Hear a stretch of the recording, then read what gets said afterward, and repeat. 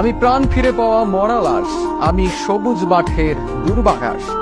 আমি মানি না কোনো হার, বহুবার ভাঙা এই আমি ভাঙি না আর। হারকে করি সংহার, আমি নেইমার, দমে যাওয়া থেমে যাওয়ার সময় নেই আমার। ভেঙেছে মাজা, তবুও সোজা হয়ে দাঁড়িয়েছেন। পায়ের ভাঙা হার নিয়েও কত নিপুণ ফুটবল শিল্প এঁকেছেন।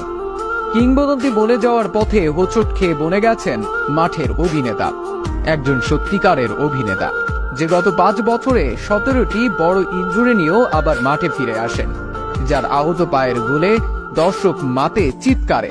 তাকে তো একজন নিপুণ অভিনেতা বলাই চলে, না হলে কি আর ব্যথা লুকিয়ে দু পায়ে এমন কাব্য লেখে? 2003 সালে মাত্র 9 বছর বয়সে পেলের স্মৃতি বিজড়িত ক্লাব সান্তোসের নাম লেখান। বিভিন্ন মর্যাদাক্রম অতিক্রম করে তিনি মূল দলে নিজের জায়গা করে নেন। তিনি সান্তোসের হয়ে প্রথম আবির্ভাব করেন 2009 সালে। 2009 সালে তিনি কম্পেনাতো পুলিস্তার শ্রেষ্ঠ যুবা খেলোয়াড় নির্বাচিত হন। পরবর্তীতে সান্তোসে 2010 কম্পেনাতো পুলিস্তা জয় করেন। 2010 সালে কোপা দা ব্রাজিলে 11 গোল করে সর্বোচ্চ গোলদাতা পুরস্কার পান। নেইমার ব্রাজিল অনূর্ধ্ব 17, অনূর্ধ্ব 20 এবং ব্রাজিল মূল দলের প্রতিনিধিত্ব করেছেন। মাত্র 19 বছর বয়সে 2011 এবং 2012 সালে দক্ষিণ আমেরিকার বর্ষসেরা ফুটবলার নির্বাচিত হন নেইমার।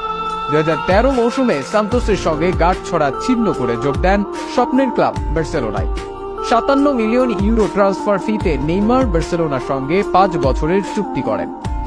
2015 সালে ফিফা ব্যালন ডিওরের জন্য 3 জনের সংক্ষিপ্ত তালিকায় জায়গা পান নেইমার, যেখানে তিনি মেসি ও রোনালদোর পরে তৃতীয় হন। 2018 সালে ট্রান্সফার ফির রেকর্ড করে 220 মিলিয়ন ইউরোতে বার্সা থেকে নাম লিখিয়েছেন ফ্রান্সের ক্লাব পিএসজিতে। নেইমার সর্বাধিক পরিচিত তার তরুণ গতি, বল কাটানো, সম্পূর্ণতা এবং উভয় পায়ের ক্ষমতার জন্য।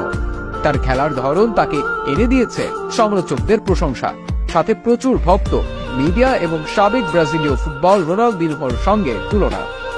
ব্রাজিলের হয়ে সর্বকালের দ্বিতীয় সর্বোচ্চ গোল করা এই ফুটবলারের ক্যারিয়ার বর্ণনা করা যতটা সহজ, ততটাও সহজ নয় তার পথ চলা। ফিটনেস সমস্যা কিংবা বিপক্ষ দলের অনৈতিক আঘাতে বারবার তাকে ছাড়তে হয়েছে দল, মাঠের চেয়ে মাঠের বাইরেই কাটাতে হয়েছে অধিক সময়। সবকিছু ছেড়ে যুদ্ধ করে যখন নেইমি আবারও ছন্দে ফেরেন, তখনই আবার ইনজুরি নামক রাক্ষস তার সামনে দাঁড়ায়।